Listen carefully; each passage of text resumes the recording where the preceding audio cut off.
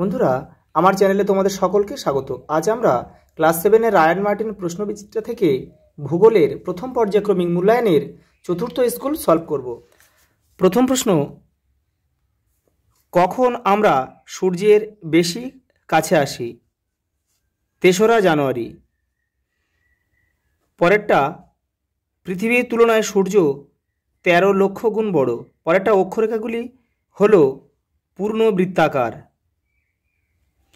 পরেরটা, বায়ুর চাপ মাপার যন্ত্রের নাম হচ্ছে ব্যারোমিটার।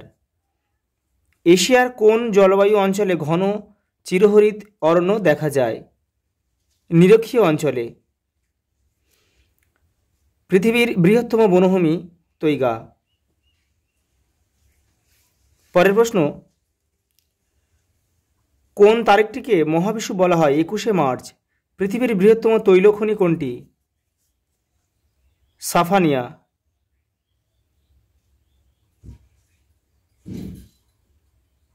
সাফানিয়া। পরেরটা, সমান বায়ুচাপযুক্ত স্থানগুলিকে যে কাল্পনিক রেখা দ্বারা যুক্ত তাকে কি বলে? সমচাপ রেখা।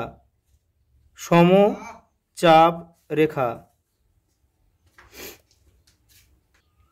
পরের প্রশ্ন, চীনের ধানের গোলা কাকে বলে? হুনান প্রদেশকে। হুনান প্রদেশকে। পরেরটা, টোকিও ইয়োকোহামা শিল্পাঞ্চলের অপর নাম কি? কিহিনি শিল্পাঞ্চল। কিহিন শিল্পাঞ্চল। কোন মালভূমিকে পৃথিবীর ছাদ বলে? পামির মালভূমিকে।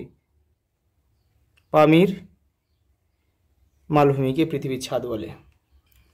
পরের প্রশ্ন, পৃথিবীর কক্ষপথ বলতে কি বোঝো?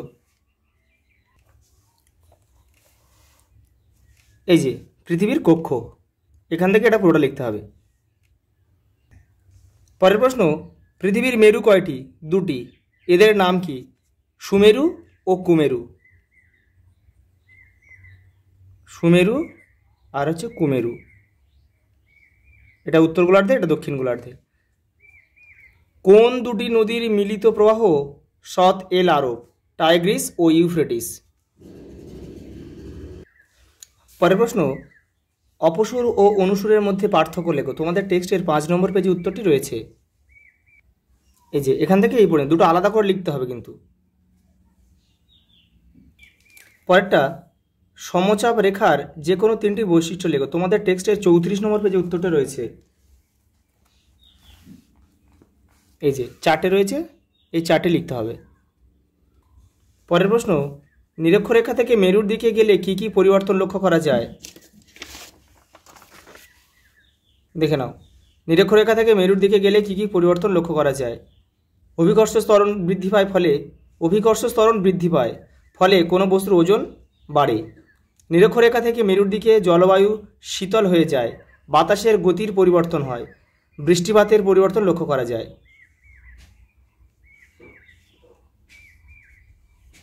পরের প্রশ্ন, দ্রাঘিমা রেখার 5টি বৈশিষ্ট্য লেখো। তোমাদের টেক্সটের 24 নম্বর পেজে উত্তরটি রয়েছে। এই যে 1, 2, 3, 4, 5 এই 5টা লিখতে হবে। পরের প্রশ্ন, এশিয়াকে চরম বৈশিষ্ট্যের মহাদেশ বলে কেন? তোমাদের টেক্সটের 84 নম্বর পেজে উত্তরটা রয়েছে। এই যে এটা পুরোটা, এখান থেকে এটা পুরোটা লিখতে হবে। পরের প্রশ্ন, পামির ও আর্মেনীয় গ্রন্থি থেকে বিভিন্ন দিকে প্রসারিত পর্বতমালাগুলির নাম লেখো। তোমাদের টেক্সটের 85 নম্বর পেজে উত্তরটা রয়েছে। এই যে দেখে নাও, এটা হচ্ছে পামির গ্রন্থি। পামির গ্রন্থি থেকে হিন্দুকুশ, সুলেমান, হিমালয়, কারাকোরাম, কুয়েনলুন, আলাতিনতাক, তিয়েনশান এগুলোর নাম লিখতে হবে। আর এটা হচ্ছে আর্মেনীয় গ্রন্থি।